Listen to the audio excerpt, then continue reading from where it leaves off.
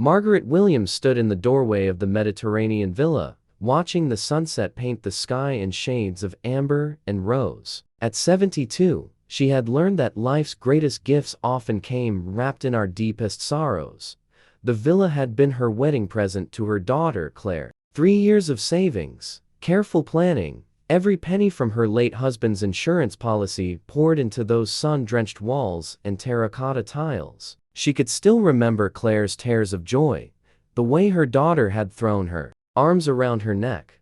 "Mom, it's too much," Claire had whispered. "Nothing is too much for your happiness," Margaret had replied. The wedding had been beautiful. Claire, radiant in ivory lace, had married David Chen, a successful architect with kind eyes and a gentle manner. Or so Margaret had thought. It started slowly. Phone calls that went unanswered. Visits that were postponed. When Margaret finally arrived unannounced one autumn afternoon, she found her daughter wearing an apron, serving tea to David's mother, his 3 sisters, and what seemed like an endless stream of relatives. "Mom," Claire had said, her voice thin and tired, "I wasn't expecting you." David's mother, Vivian, had barely acknowledged her. The villa Margaret had bought for her daughter's joy had become a showcase for David's family gatherings, with Claire relegated to hostess and housekeeper in her own home. Margaret had watched in silence as Claire served pastries she'd clearly spent all morning baking. No one thanked her. No one asked her to sit. "I should go," Margaret had said quietly. The look in Claire's eyes, exhausted, defeated, pleading for understanding, had broken something in Margaret's heart. That night, Margaret sat in her small apartment, her husband Thomas's photograph on the nightstand. "What do I do?" she whispered to his image. Thomas had always said that kindness was strength, but Margaret was learning that sometimes kindness required sharp edges. She spent 3 months watching, learning. David's construction company was successful, but Margaret discovered something interesting. David's family business had been failing before his marriage to Claire. The villa, in Claire's name, had been used as collateral for David's business loan. Without telling Claire, Margaret hired a lawyer discreetly. She gathered documents, photographs, evidence of the financial manipulation. But she didn't act. Not yet. Instead, she began visiting the villa every Sunday, bringing groceries, helping Claire in the kitchen. David's family had learned to tolerate her presence, though Vivian's cold stares could have frozen wine. One Sunday, Margaret brought her famous lemon cake. She set it on the table where David sat with his father and brothers, discussing their expanded business plans. "Margaret," David said with that practiced smile, "you didn't need to bring anything." "I know," Margaret replied sweetly, "but family takes care of family, doesn't it?" The irony was lost on none of them. That evening, after the relatives had left, Margaret found Claire crying in the garden. "I can't do this anymore, Mom. I love David, but I've lost myself. This was supposed to be our home, and I'm just invisible here." Margaret held her daughter, stroking her hair like she had when Claire was small. "You've never been invisible to me. I don't know what to do." "I do," Margaret said quietly. The next week, legal papers arrived. At the villa, the property, purchased solely by Margaret and gifted to Claire, was being reclaimed due to unauthorized use as business collateral. Furthermore, the loan David had secured using the villa was now in default, as Margaret had purchased the debt from the bank. David's smile disappeared when he opened that envelope.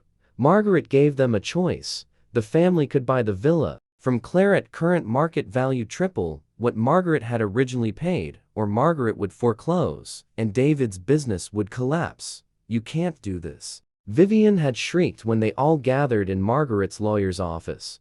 "I already have," Margaret replied calmly. "My daughter was never meant to be your servant. This villa was a gift of love, not a tool for your ambition." David's face had gone pale. His carefully constructed empire was crumbling, but Margaret wasn't finished. "There's a third option," she continued. "Claire keeps the villa, free and clear. The business debt is forgiven. But David's family never sets foot on the property again without Claire's explicit invitation. Claire is equal partner in all business decisions, and David attends marriage counseling with my daughter." She paused, her eyes steel beneath her silver hair.